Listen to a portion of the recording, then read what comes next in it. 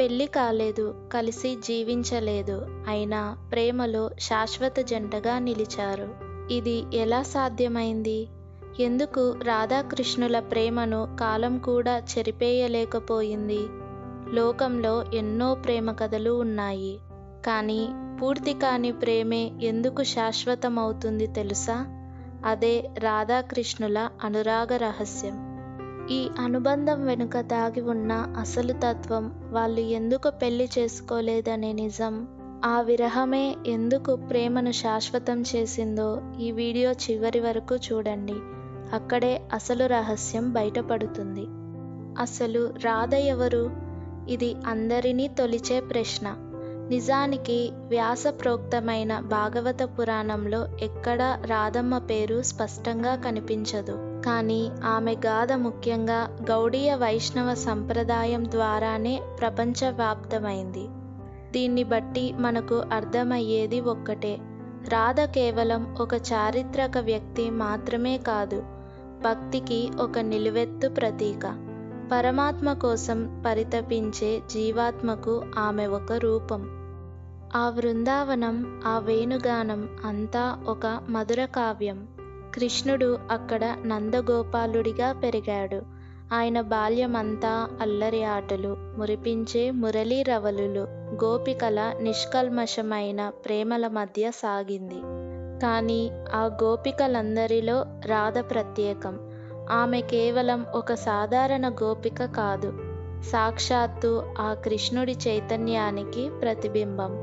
కృష్ణుడి ప్రాణానికి ప్రాణం ఈ రాధమ్మ. పురాణ గాథల ప్రకారం రాధమ్మ కృష్ణుడి కంటే వయసులో పెద్దది. వారి మొదటి కలయిక ఒక అద్భుతం. ఆమె మొదటిసారి ఆ కన్నయ్యను చూసినప్పుడు కలిగింది కేవలం ఆకర్షణ కాదు, అదొక ఆత్మీయ అనుబంధం. ఎక్కడో చూశాను అన్నట్టుగా కాకుండా, యుగయుగాలుగా నాకు తెలుసు అన్నంతటి గాఢమైన గుర్తింపు అది. నువ్వు నాలో ఉన్నావు, నేను నీలో ఉన్నాను అని మౌనంగానే తెలుసుకున్న క్షణం అది. అసలు ఇది ప్రేమ, లేక పరమాత్మలో లీనమవ్వడమా? రాధాకృష్ణుల మధ్య ఉన్నది కేవలం భౌతికమైన ఆకర్షణ కాదు. అది విరహంతో పునీతమై, వేదనతో బలపడిన ఒక అన్వయాతీతమైన అనురాగం. ఆ నందనందుడు వేణువు ఊదగానే ఆ మురళీ రవలికి రాధమ్మ అంతరాత్మ కరిగి నీరయ్యేది. ఇది ఒకరిపై ఒకరు ఆధారపడటం కాదు, ఒకరిలో ఒకరు లీనమైపోవడం. రెండు దేహాలు ఉన్నా శ్వాస మాత్రం ఒక్కటే అన్నట్లుగా ఉండే ఒక ఆధ్యాత్మిక స్థితి. చాలామంది రాసలీలని కేవలం ఒక లౌకికమైన ప్రేమ కథగా, రొమాంటిక్గా చూస్తుంటారు. కానీ దాని వెనుక ఉన్న అసలు తత్వం వేరు. అక్కడ ప్రతి గోపిక మనలోని ఒక ఆత్మకు సంకేతం. కృష్ణుడు ఆ విశ్వానికి మూలమైన పరమాత్మ. నిజానికి రాసలీల అంటే దేహాల కలయిక కాదు, అది ఆత్మ పరమాత్మల మధ్య సాగే అనంతమైన ప్రణయనాట్యం. ఆ దివ్య నృత్యంలో తనని తాను పూర్తిగా మర్చిపోయి కృష్ణుడిలో ఏకమైపోయిన పరిపూర్ణ స్థితికి నిలువెత్తు రూపమే రాధమ్మ. అసలు ఎందరో గోపికలున్న ఒక్క రాధమ్మే కృష్ణుడి గుండెల్లో అంతలా ఎలా నిలిచిపోయింది? ఎందుకంటే ఆమె ప్రేమలో రవ్వంత కూడా స్వార్థం లేదు, నావాడు అన్న అహంకారం అంతకంటే లేదు.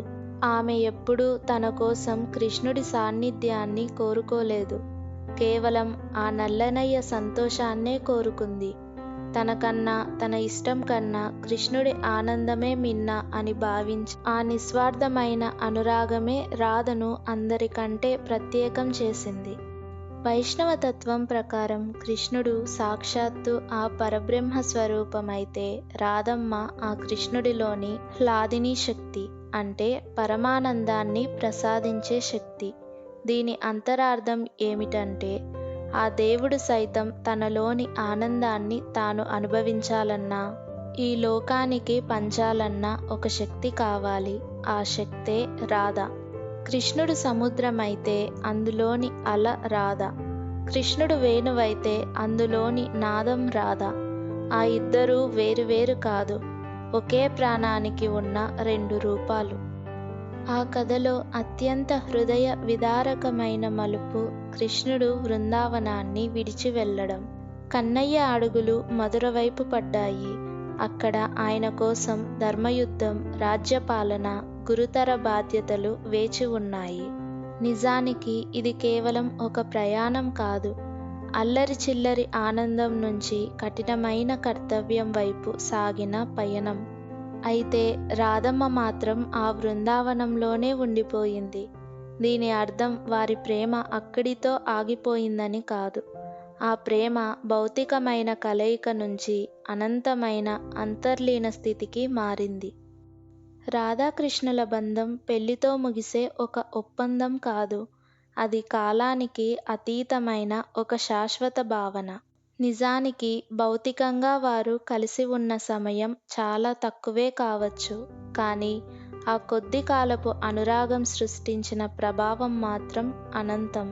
ప్రేమ అనేది కేవలం శరీరాలకు సంబంధించినది కాదు, అది ఒకరి చైతన్యంలో మరొకరు కలిసిపోవడమని ప్రపంచానికి చాటి చెప్పిన మొదటి కథ ఇదే. వారు దూరంగా ఉన్న ఆ విరహంలోనే ఒకరినొకరు పరిపూర్ణంగా దర్శించుకున్నారు. ప్రేమ నిజమైతే మరి ఎందుకు పెళ్లిపీటల దాకా వెళ్ళలేదు? పెళ్లితో ముగియనిది అసలు ప్రేమేనా? రాధాకృష్ణుల గాథలో ప్రతి ఒక్కరి మనసును తొలిచే ప్రశ్నలివే. నిజానికి రాధ మరో వ్యక్తిని వివాహం చేసుకుందని కొన్ని కథలు చెబుతుంటాయి. మరి ఆ విషయం తెలిసి కూడా కృష్ణుడు ఎందుకు ఆపలేదు? జగన్నాటక సూత్రధారికి తన ప్రేమని దక్కించుకోవడం ఒక లెక్క, కానీ అక్కడే ఉంది అసలు తత్వం. వారి బంధం సామాన్య మానవుల లాంటి సొంతం చేసుకునే బంధం కాదు, అది ఒకరినొకరు అర్పించుకునే అనురాగం. రాధమ్మకు నిజంగానే పెళ్లి జరిగిందా అనే ప్రశ్నకు సమాధానం వెతకడం మొదలు పెడితే రకరకాల కథలు వినిపిస్తాయి. ముఖ్యంగా గౌడీయ వైష్ణవ సంప్రదాయం ప్రకారం ఆమె భర్త పేరు అయనఘోషుడు లేదా అభిమన్యుడు అని అంటారు. మరికొన్ని జానపద కథలైతే ఆమెకు చిన్న వయసులోనే వివాహమైందని చెబుతుంటాయి. కానీ ఇక్కడ మనం ఒక ముఖ్యమైన విషయాన్ని గమనించాలి. ఇవన్నీ పురాణ కాలం తర్వాత వచ్చిన లోకగాథలు లేదా భక్తి సాహిత్యంలో కనిపిస్తాయి తప్ప అసలు సిసలు భాగవత పురాణంలో రాధమ్మ వివాహం గురించి ఎక్కడా స్పష్టమైన ప్రస్తావన లేదు. దీన్ని బట్టి మనకు అర్థమయ్యేది ఏమిటంటే రాధ వివాహం అనేది ఒక చారిత్రక వాస్తవం కంటే భక్తి తత్వంలో ఒక లోతైన అంశం. లోకం దృష్టిలో ఆమె మరొకరి భార్య కావచ్చు, కానీ ఆత్మపరంగా ఆమె ఎప్పటికీ కృష్ణుడిదే అని చెప్పడం ఈ కథల వెనుక ఉన్న అసలు ఉద్దేశం. అసలు రాధమ్మను మరొకరి భార్యగా అంటే ఈ పరకీయ ప్రేమలో ఎందుకు చూపించాల్సి వచ్చింది? నిజానికి అసలు సిసలు తత్వం ఇక్కడే మొదలవుతుంది. రాధ వివాహితురాలు కావడం అనేది కేవలం ఒక కథాంశం కాదు, అదొక గొప్ప సంకేతం. భక్తి అనేది సమాజం గీసిన గీతలకు, కట్టుబాట్లకు అతీతమైనదని చెప్పడమే దీని ఉద్దేశం. ప్రేమ అంటే ఇద్దరి మధ్య జరిగే సామాజిక ఒప్పందం కాదు, అది లౌకికమైన సంసార బంధాలకు అందనంత ఎత్తులో ఉండే ఒక పవిత్ర భావన. వైష్ణవ సంప్రదాయంలో దీన్నే పరకీయ భావం అంటారు. అంటే లోకం దృష్టిలో మనది అని చెప్పుకోవడానికి వీల్లేని దాని పట్ల కూడా ఎటువంటి ప్రతిఫలం ఆశించకుండా మనల్ని మనం పూర్తిగా అర్పించుకోవడం, ఏ హక్కు లేకపోయినా సర్వస్వ. మరి కృష్ణుడు ఆమెను ఎందుకు ఆపలేదు? ఇది నిజంగా చాలా లోతైన ప్రశ్న.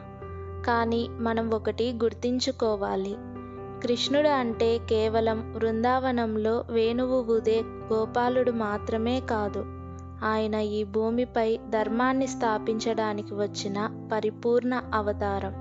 ఆయన జీవితంలో బృందావనం అనేది ఒక మధురమైన అధ్యాయం మాత్రమే.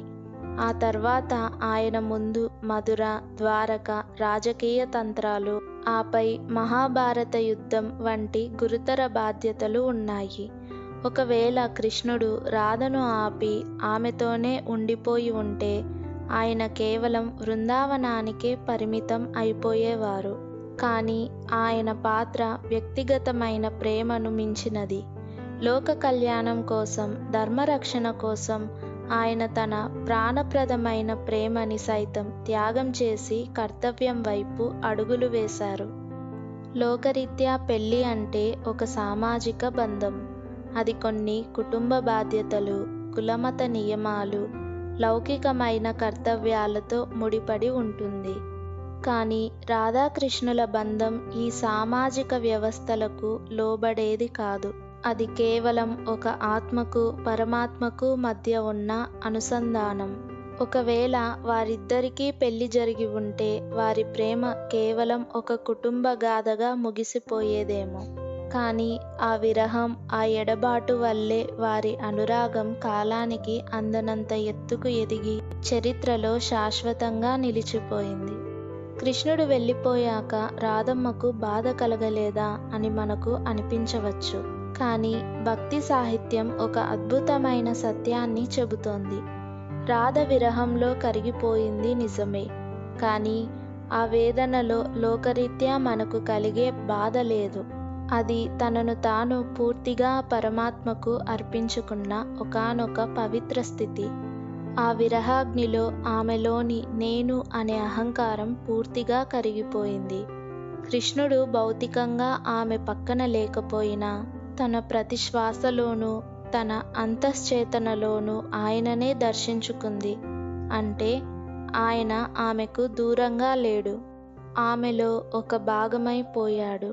ఆ స్థితిలో బాధకు తావుండదు, కేవలం పరమాత్మ అనుభూతి మాత్రమే ఉంటుంది.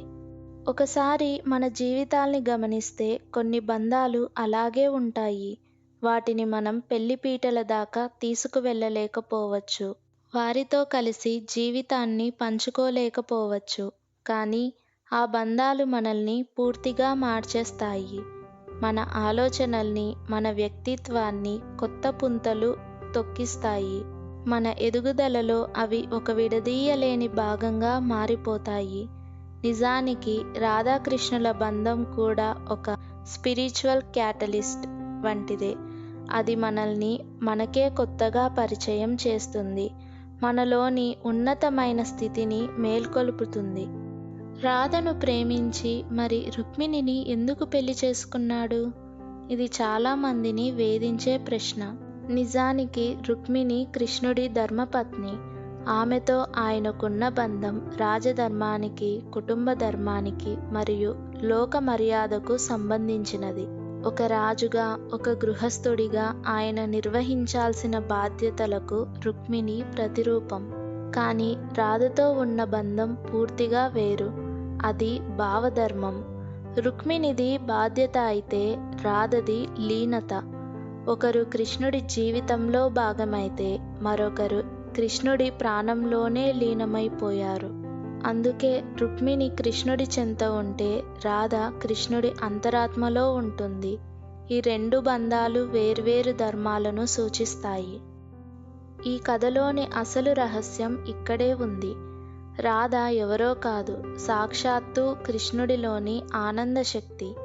అందుకే వారి విడిపోవడం అనేది వాస్తవానికి ఒక ఎడబాటు కాదు, అది కేవలం ఆ పరమాత్మ పోషించాల్సిన పాత్రల మార్పు మాత్రమే. బృందావనం అంటే నిష్కల్మషమైన ప్రేమ, ద్వారక అంటే కఠినమైన ధర్మం. జీవిత ప్రయాణంలో కొన్నిసార్లు ప్రేమ, ధర్మం ఎప్పుడూ ఒకే దారిలో నడవవు. లోక కళ్యాణం కోసం, ధర్మస్థాపన కోసం ఆ కృష్ణుడు తన ప్రేమను బృందావనంలోనే వదిలి కర్తవ్యం వైపు అడుగులు వేశాడు. అంటే ప్రేమను త్యాగం చేయడం ద్వారానే ఆయన ధర్మాన్ని నిలబెట్టాడు. రాధమ్మ వివాహం అనేది ఒక సామాజిక కోణం కావచ్చు, కానీ ఆ కృష్ణయ్యపై ఆమెకున్న అనురాగం ఒక అత్యున్నతమైన ఆధ్యాత్మిక సత్యం. కృష్ణుడు ఆమెను ఎందుకు ఆపలేదు? ఎందుకంటే ప్రేమని బంధించడం ఆ పరమాత్మ స్వభావం కాదు. బంధిస్తే అది సంసారం అవుతుంది, విడిచిపెడితేనే అది సర్వవ్యాప్తమైన భక్తి అవుతుంది. అందుకే ఆయన రాధను తన చెంత ఉంచుకోలేదు. ఆ ప్రేమను భౌతిక బంధాల నుండి విడిపించి దానికి అమరత్వాన్ని ప్రసాదించాడు. లోకం దృష్టిలో వారు విడిపోయి ఉండవచ్చు, కానీ భక్తి సామ్రాజ్యంలో వారు ఎప్పటికీ విడదీయలేని ఏకైక రూపం, అదే రాధాకృష్ణ.